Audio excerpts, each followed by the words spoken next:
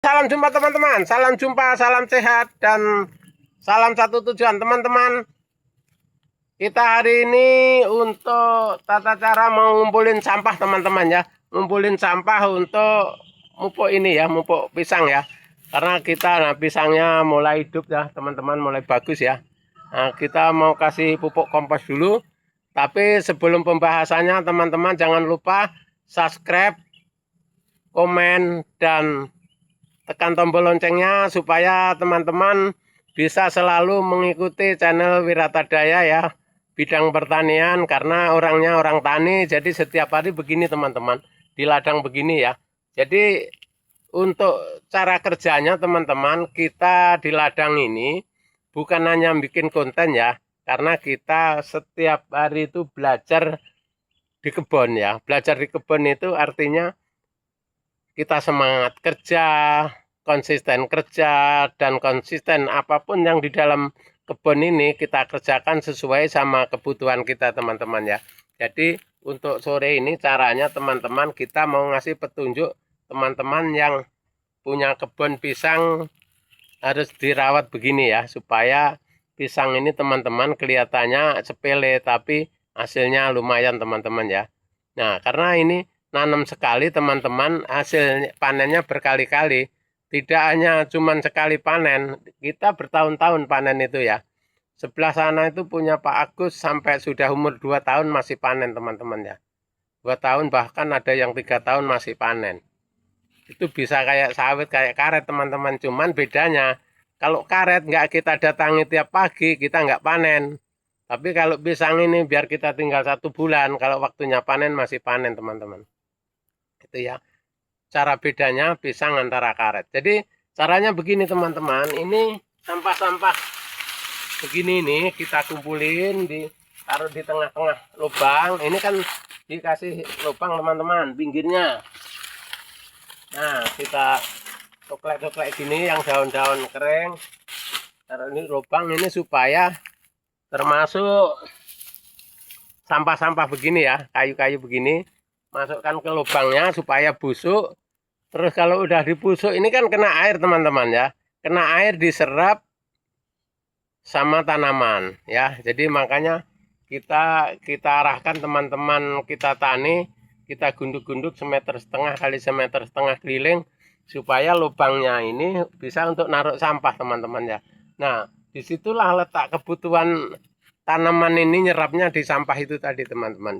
Dan juga tidak seperti ini, ada di situ tanaman keladi tales Pak Agus kena banjir teman-teman. Jadi sampahnya ini habis karena padahal sudah dikasih di lubang, karena cuman hujannya terlalu lebat, terus nggak ada paret lainnya ya terpaksa bawa hanyut. Jadi yang kerja berhari-hari itu habis di bawah banjir itu ya. Nah, jadi makanya ini teman-teman kalau punya pekerjaan yang model ini harus musim hujan ini di lubang ya. Nah, sebelah atasnya di lubang, sebelah atasnya di lubang, supaya pupuk kompos itu nggak lari.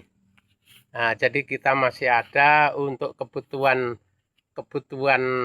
makanan tanaman ini masih siap di lubang itu teman-teman, nggak dibawa lari air ya.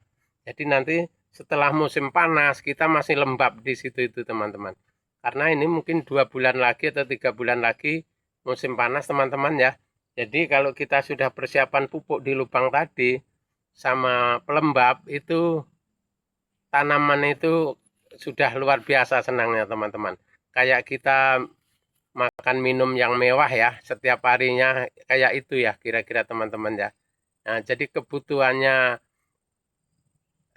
tercukupi, zat makannya tercukupi, sehingga dia pertumbuhannya lebih bagus kayak ini.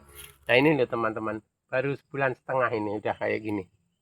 1,5 bulan ini teman, karena ini kemarin bibitnya sudah besar teman-teman, batas ini bibitnya ya.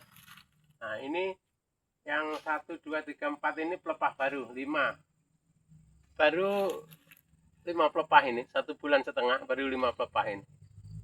Nah itu 5 pelepah itu teman-teman, itu diperkirakan kalau itu mungkin nggak sampai 5 bulan udah buah ini. Nah, karena udah tinggi dan batangnya juga udah kokoh teman-teman. Masalahnya itu tadi, di samping bibitnya sudah besar, terus cara ngerawatnya bagus teman-teman. Itu jadi kebutuhannya dia merasa tercukupi sehingga tetap bagus gitu ya. Itu caranya teman-teman kalau kita di pertanian pisang, pertanian tales, modelnya begini. Jadi beda lagi kalau pertanian jagung. Jadi teman-teman, kalau saya pribadi kebutuhan pekerjaannya kan di tani ya, tani jagung sama lombok ya, termasuk pisang juga. Jadi teman-teman kita kelompok itu semua nanam cabai, pisang, jagung, dan milon teman-teman. Kebetulan sekarang milonnya lagi bikin lahan, tapi saya belum sempat ke sana. Terus tomat juga lagi bikin lahan, tapi semeanya sudah lumayan tinggi. Tapi mungkin besok atau lusa baru kita sana, karena musim hujan ini mau jauh dari rumah kurang anu teman-teman, karena usia sudah tua, kondisinya kena hujan bisa seret ya, artinya bisa masuk angin dan sebagainya. Nah, jadi mending kita kerja yang dekat-dekat aja supaya kita selalu sehat dan bisa kerja terus teman-teman. Itu ya teman-teman cara kerja kita ya.